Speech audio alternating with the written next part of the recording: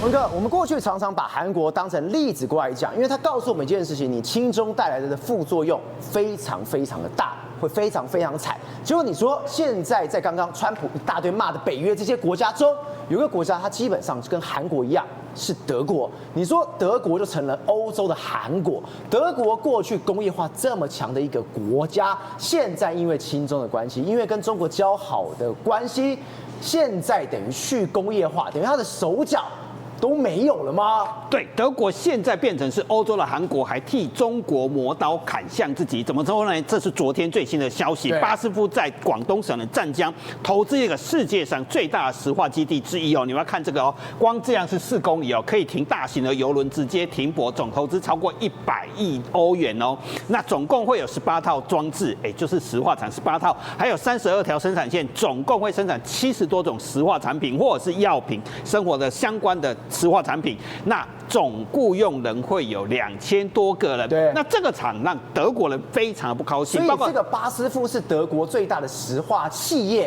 也是全世界最大之一。全世界最大，結果他沒有在德國這邊幹，他竟然移到了中國去，是這樣子。而且這個廠讓德國人非常感冒，是一邊你在中國製造出2000多個工作機會，一邊你現在在德國砍的德國人，現在整個德國巴斯夫的母基地叫做路德維希港，現在還在大裁員，所以德國現在陷入一個很大困境。你一邊幫他做這麼大的石化基地，4公里這麼大，全世界最大的基地之一，一邊你知道嗎？現在德國正在去工業化，所以2年前巴斯夫要投資的時候，德國的《明鏡週刊》就寫一篇文章說，你不要只是想着中國的高利潤吶，你是被誘惑了。你现在是鋌而走險，就2年前你投這個時候，你冒進路線了，所以當初柏林政府有點不太開心，還告訴巴斯夫，你這個德國企業說怎樣，你應該降低對中國的依賴。但巴斯夫依然不聽嘛。沒有，他昨天還是這個新聞出來啦，這麼大一個加碼啦。這是2年前蓋的嘛？那2年後發生了什麼事？那時候人家都勸他嘛，你這個風險，你鋌而走險，你冒進。2年後就是1月的時候，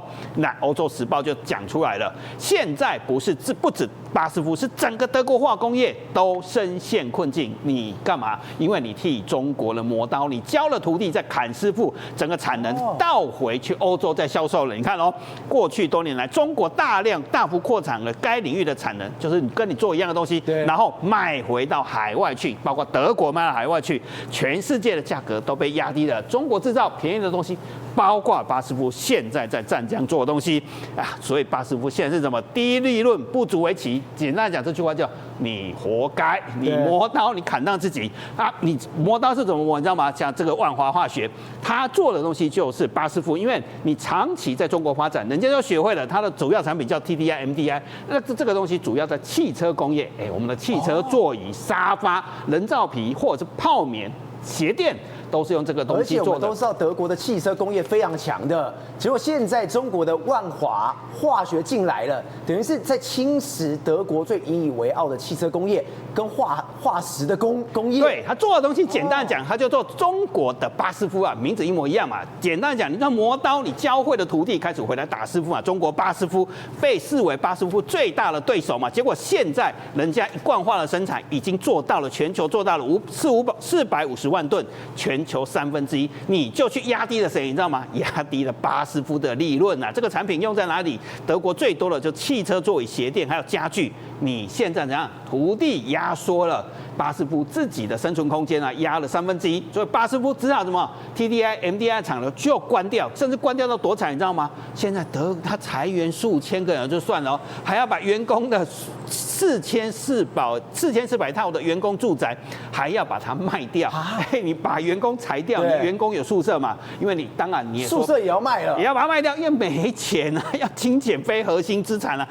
所以這麼多人上街頭抗議，就是你裁掉我已經夠殘忍了。因為以前德國企業跟日本企業一樣，比較照顧勞工的權益，歐盟號稱什麼最重視勞工人權了。結果你現在幹的事情是什麼？你教會了土地，砍了你自己的產能啊！你裁員再回到母國裁員，你連我住的家都要裁掉，讓我流落街頭嘛，所以引起很大的抗爭啊。這是他們執行長說了，今年還要到今年底還要再裁3300個工作，其中有700個就是他的母基地路德維希港。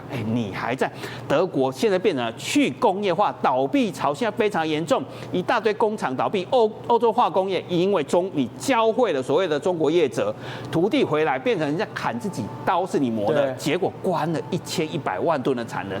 整個歐洲現在是在去工業化，不是这樣也太慘了吧？當你教會了他來砍你，他砍你之後，那為什麼不現在就斷掉啦？你就回來做就好啦。對，就是在貪那個高利潤嘛，戒不掉對於中國依賴往日的榮光嘛，主要還是回到那個嘛汽車工業嘛，因為巴斯夫服務的都是德國汽車工業，然後都在中國在地化生產。曾經福斯汽車靠中國汽車市場一年賣了1000多萬輛的車，超越豐田成為世界第一。現在它也很慘，但是這一關全部都綁在中國了。你被中國車打了很慘，然後再來你化工業也跟着要賣汽車相關的化工產品，你一樣卡在這裡嘛。但是他不是不想要脫身，其實他有在想脫身。你來看哦，同樣是去年4月的時候，他開始在想什麼，在路德維希港開始投建半導體級的硫酸。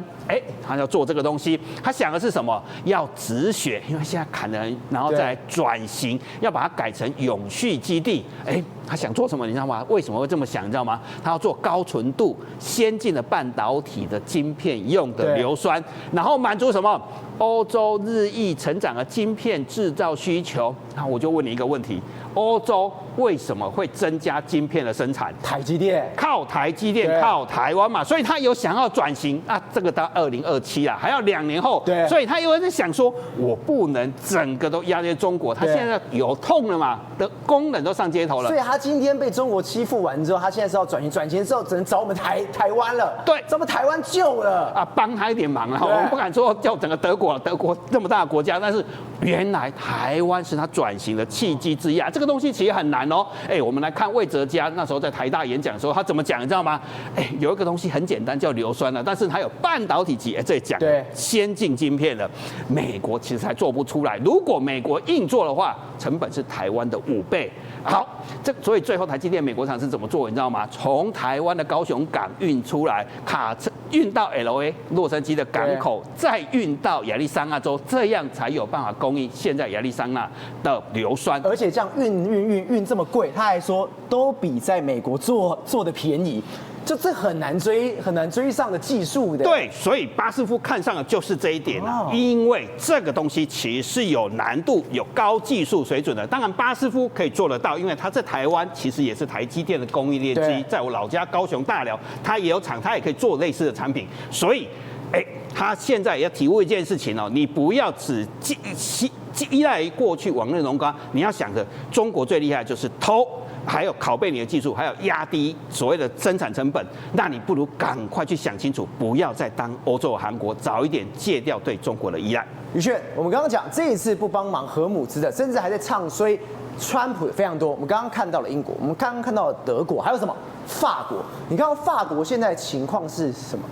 加油站沒有了，加油站全部都是人，加油站擠滿人就會搶那一滴油的。我跟你講，這非常的悲哀。為什麼呢？因為法國其實不是說真正因為缺油，而是在於說其中特別有一家公司，這家公司叫做道達爾能源。對，但是道達爾能源呢特別的佛心，他跟你講說我設了油價，這麼多人都在搶，對油價的上限，所以導致說呢很多車主會覺得，那我們當然要來這家便宜啊。結果沒有想到呢，衝進來之後，導致整個法國18%的能源呢產生重大的缺口。為什麼？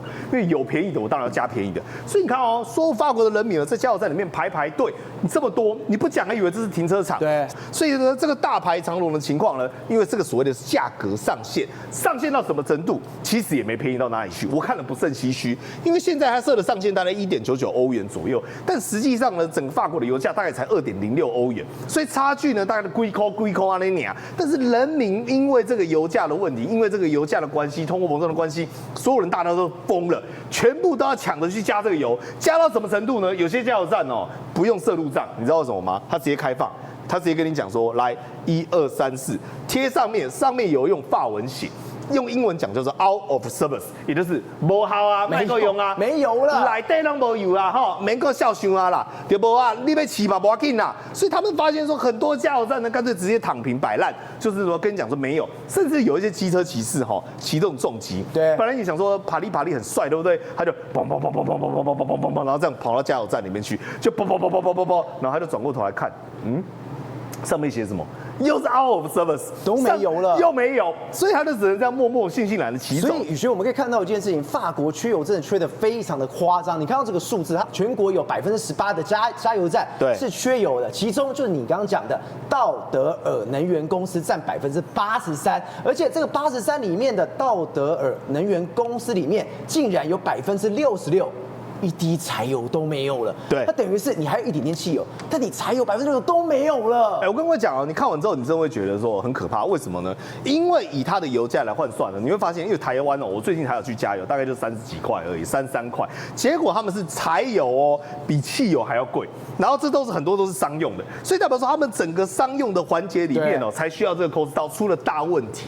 整個通貨膨脹也好，他們的油、他們交通也好，恐怕出現大問題。所以你看哦，出來抗議的都是司機，都是司機，也就是這些都是我們講的被請假的這種司機，一大堆司機，我沒油啊，貴死了。對，因為我如果說你的柴油上漲到一定的程度，那我當然可以去別的地方加啊，別的地方加我可能呢1公升要100塊台幣，那我又不是頭殼撞到100塊台幣，我怎麼跑怎麼賠，所以他當然不願意，所以他們直接哦霸占。把所有整條路，你看哦，他們用肉身不是肉身哦，車身擋路，把所有路都霸占起來，跟你講說，你要還我個公道，否則你休想。甚至是有人呢特別跑到漁港，你知道為什麼要去漁港嗎？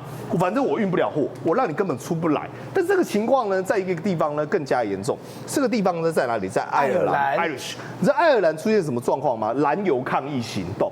換言之，他們今天直接在加油站外面哦，把所有加油站，你看哦，團團包圍，路都給包起來，甚至是呢，因為這些加油站呢都不加了，而且越是農村的地方，都會地區反而比較好。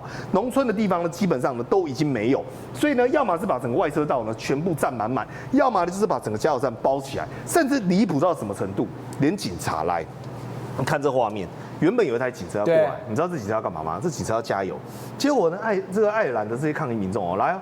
你們看到後面有人，他在推車。來，你知道為什麼嗎？為什麼推車？因為第一個，警車也沒有了，警車也沒有了，警車要加，因為全部被他們圍住，都加不到油。再第二件事情呢，他直接把警車給趕走，就是不讓你警車來這邊加。警車都沒有了，警察也很悶吶。對，那你知道啊，這邊的油價大概貴到也是台幣將近快要60塊了，很豬息，大概我們講70塊，甚至持續的往上探。然後呢，大概呢整個愛爾蘭哦有100個加油站呢都完全沒有，而且南部的地區呢跟西部的地區更加嚴重，所以他們氣到什麼程度呢？有人哦抗議，然後去找警察，你知道手上拿什麼嗎？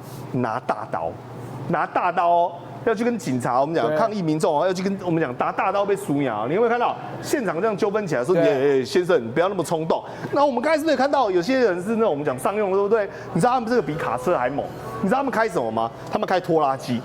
他們直接開重型的這種拖拉機，對，這也太可怕，整個橋都用拖拉機，整個都塞滿的。對，他們堵住橋之後，目的是要把這個戈爾維港哦，這個港口的所有的運輸管道，讓你的貨進不來。所以愛爾蘭軍方呢，為了要去解決這種狀況問題哦，他們不得已來。你各位有沒有看到像我們這種8輪甲車，類似這種雲豹甲車，這個叫做震爆甲車？你知道震爆甲車幹嘛嗎？去撞車子的。也就是如果你車子把我的路封起來，或者是你有重型的機具呢去擋住，它是直接碾過的嗎？對。我就想辦法呢，用撞的，或用碾的，或用推的，或用火力掃蕩，或用水柱，或用各種方式。上面還有機槍想盡辦法把你這些障礙物給移除。但你看完這2個國家，你就知道為什麼現在歐洲呢會如此的焦慮，因為顯然包括過去因為高度依賴中東的原油，以及呢剩下來就是美國的原油，那加上俄羅斯的原油禁運的狀況之下，真的陷入了重大的油荒。婚姐，我們剛剛看到的是整個歐洲現在就是缺油的油荒已經都出來了，而且你還告訴我們一件事情，從今年1月你有去歐洲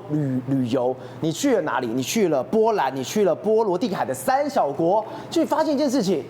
這跟你過去看到的歐洲是完全不一樣的，通膨變得非常非常高，是它的價格也變得太貴了。我跟你講，因為德國，我們想說德國是整個歐洲的火車頭，所以你覺得德國會貴，有心理預期。那波蘭，因為我朋友跟我說，以前他去波蘭之後很便宜啊，很便宜啊，我就抱持着很便宜啊，很便宜啊，就去。我心想說，哪來的很便宜啊？我問你，你中間那個是羊排，就這樣一個羊排，我沒有點其他東西，就這樣，你猜那一餐多少？這羊排，對啊，对，它上面，它這樣加起來竟然要超過1300、1400而且它不是，它不是在一个非常 fancy 的餐厅，比较傳統的那種店，家庭式的。對，然後我就心裡想說，奇怪了，這個而且它是那個鴨，應該是鴨啦，不是羊排鴨。我想說鴨有這麼貴嗎？也不過就是一個烤鴨，有這麼貴嗎？所以就覺得不理解。然後羊排其實價錢也都差不多，你就會認為說，怎麼那麼貴？好，那左邊那邊是哪裡？那個是你知道嗎？它是在那一次高鐵站啊，那個火車站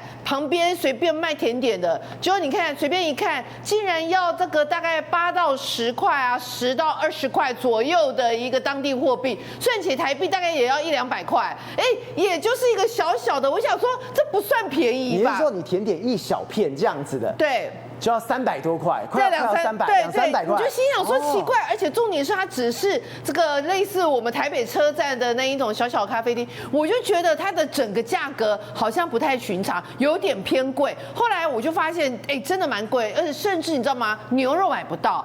我竟然在華沙還有包括克拉克夫，因為我有地方可以自己煮嘛，我買不到牛肉，我就覺得很奇怪。為什麼沒有牛肉啊？為什麼沒有牛肉？我就受不了，我就問路人，我就問他們，就聊天的時候，我就問他說。為什麼牛肉他們少？他說啊，我們波蘭的牛肉的85%都外銷。我說那就算外銷，市場應該也要有啊，就不知道。你就牛肉，然後再來，波蘭是整個歐洲第3大的什麼那個乳製品的一個大國，就它的那個牛奶是便宜，但雞蛋，我在看一盒雞蛋。在我們也算台幣快200塊。好，皮以羊排，2022年的時候大概多少？75到95當地貨幣，大概合台幣大概也700-800塊。對，就現在真的到1-2000吶，就是大概1000多。你看漲幅糟糕45%。2022跟2026漲幅快45%，真的快45%。然後呢？你剛剛講的講了蛋糕漲了50%。是，所以我跟你講，它真的物價都有上來。比如說我去赫爾辛基，我從塔林，愛沙尼亞就搭船。然後到赫爾辛基，我跟你講，那時候我在這個港口的時候，我就覺得很奇怪，為什麼不是說每一個，但很多從那個赫爾辛基要到塔林下來的人都弄一個像小推車那種東西，我就心想說，他不就很近2個多小時？比如說我們去台中，我們也不會帶一個小推車去啊，我就不理解。等到我去再回來，我就理解了，因為那個比如說啤酒啊、3罐的物價啊，大概都是大概貴了，沒有到1倍，但是也貴了大概4-5成有。比如說。右上方的那個雞湯，那個雞湯對魚湯，那個魚湯其實它就是赫爾辛基的港口的一個魚湯，而且它是那一種類似小帳篷，你也知道，就是你知道小帳篷那種都是便宜的東西吧？就15歐、20歐，一碗這個湯台幣要快600塊錢。對，就是蠻貴的。因為波羅的海3小國比較便宜，所以赫爾辛基很多週末他們就會帶着拖車，帶着什麼，就是特別跑到波羅的海才會去塔林。開始搬啊！對，他特別搭了2小時的船，對，就是為了到一個物價稍微比較便宜的去買，買完之後可能是買個1週的量，對，或者是1個月的量，我拼了，對，我就拿回去，不然在當地這個通貨膨脹或者物價來說，這太高了。是，宏觀取材，釐清真相，犀利精準，深入剖析，時刻掌握關鍵新聞時事，不漏接。老時段，新氣象，我是鍾耀和，關鍵時刻2.0全新出擊。